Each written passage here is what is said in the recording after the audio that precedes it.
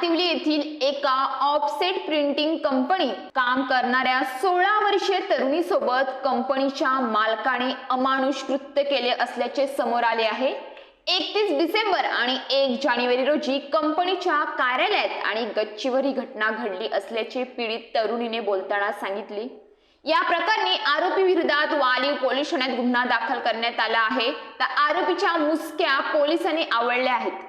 वसई पूर्वेकडील सातिवली या ठिकाणी असलेल्या ऑफसेट प्रिंटिंग कंपनीचा 50 वर्षीय मालक प्रदीप प्रजापती याने पीडित मुलीला तिच्या विरोधात तक्रार आहे असे सांगितले। त्यावर तोडगा काढण्याचे कारण सांगून कार्यालयात बोलावले आणि दुपारी 3:30च्या सुमारास तिच्यावर कार्यालयात बलात्कार केला। या प्रकरणाने पीडित मुलगी प्रचंड घाबरली होती। 1 जानेवारीला ती कामावर आली। संध्याकाळी सर्व कर्मचारी घरी गेल्यावर प्रजापती याने तिला मोठ्या शेटला तुला भेटायचे आहे असे सांगून थांबवून ठेवले। त्यानंतर तिला कंपनीच्या गच्चीवर नेले आणि पुन्हा तिच्यावर बलात्कार केला।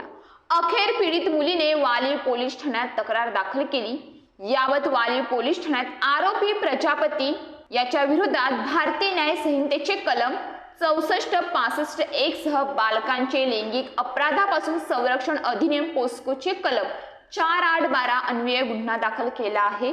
तर पीडित मुलगी आमच्याकडे घटना घडल्यानंतर आली होती, मात्र कंपनी बंद होती। आरोपी निष्पन्न झाला आहे।